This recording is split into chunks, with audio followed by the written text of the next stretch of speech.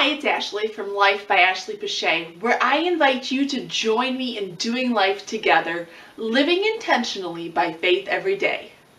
Today, I'm here to talk to you about a question that I receive fairly frequently, and it has to do with chores, and in what age do we introduce our kids to chores? At our house, we don't do chores. Now, that's not to say that our kids don't participate in helping keep the house clean and tidy, but we don't call them chores. We don't do an allowance. Our kids are still too young to really understand the value of money, and in my opinion, you don't pay somebody to do something that's part of their responsibility anyway. That's just my personal opinion. If you pay your kids, no big deal. We can still be friends. It's just for me and for our family, we have chosen to make it more of a family responsibility as being part of our family, that you have certain tasks that you help with in order to help our house and our family run smoothly and to be clean. Each morning, our kids have a high five that they are responsible for. They're not allowed to leave the bed. We have 2 levels in our house. We have an upstairs that has our bedrooms and our bathrooms in it, and then our downstairs is where we spend most of the day. And it's got our kitchen, living room, my office, all that kind of stuff downstairs. They are not allowed to leave the upstairs level until their high five is completed. And it's easy because high five gives them 5 tasks that they have to do and they have to complete every morning, and that helps to keep our upstairs looking nice. The first one, and it also helps with their hygiene.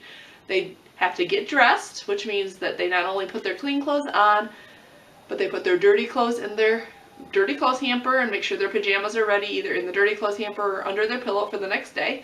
They have to brush their hair, hygiene, brush their teeth, and gets them in a good routine every morning of brushing their teeth. They need to make their beds so that that looks nice, and then they also have to pick up their rooms. We have 2 standards of picking up our rooms. We have the "Mommy, I picked up my room" standard, where it basically means everything got pushed off to the side in a pile. Some things might have actually gotten put back away where they were supposed to, but basically there's a clean path that Mom can walk on. And some days that's okay. Some days we let that go. And then there's also the mommy standard of cleaning our rooms, where everything has to be back where it belongs. And both kids now are at an age where they are able to put things back where they belong without assistance. So at least twice a week, sometimes more, sometimes less, depending on how messy their rooms are, really, and what, if we've got company coming over, we have the mommy standard of picking up that is required of them. But those are the 5 things that they have to do every morning before they are allowed to leave the upstairs level of our house, and we call it the high five. And so when they come to me and say, "Mom, can I go down and have breakfast?" I will say, "Is your high five done?" And they'll look at me, and they'll try and get away. Sometimes they'll try and get away with it. "Uh-huh." And I look at them and I say, "Is your high five done?" "No, it's not." So then they have to go and complete those 5 tasks. If they don't have incredibly messy rooms, which they shouldn't because they also pick them up at night before they go to bed, it usually takes them anywhere from 5 to 10 minutes to complete all 5 tasks. But that's just to help teach them some personal responsibility, not only for keeping themselves clean and their hygiene, but also keeping their rooms clean and keeping our upstairs level looking nice for the whole family.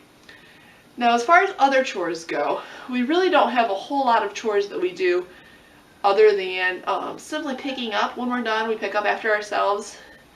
A lot of times we'll walk in the living room and the kids will have stuff around, and we just say, "You need to stop what you're doing and go take care of the living room." Our rule is no toys in the living room. It shouldn't look like a bunch of kids live there.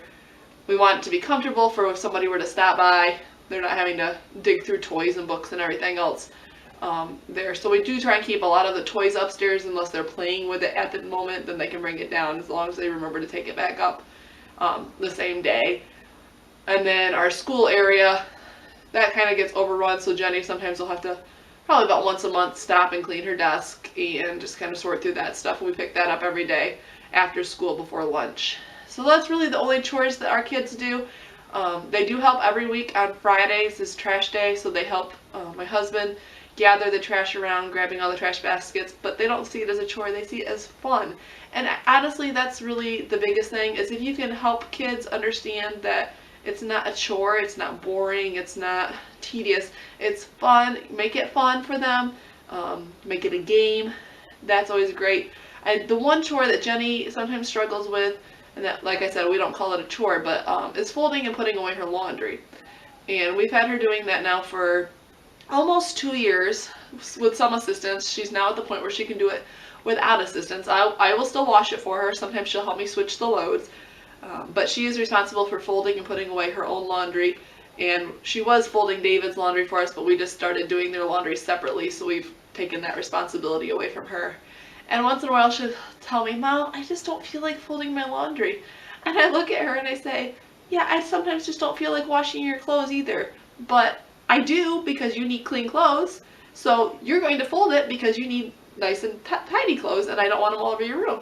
And usually that's all we have to do. And that's really the heart behind what we're trying to do when we're teaching our kids this responsibility of being part of our family, is understanding, yeah, sometimes we don't want to do whatever the chore is, dishes, laundry, cleaning the toilets, whatever it is, but it's something we do because we love our family and we love one another, and we want to create a clean and tidy environment for our family to live in, so that all of us can be happy. So that's my answer on how do we teach our kids chores. I would love to hear how you guys do chores at your house, so feel free to leave a comment below. And we'll see you back next time for another vlog.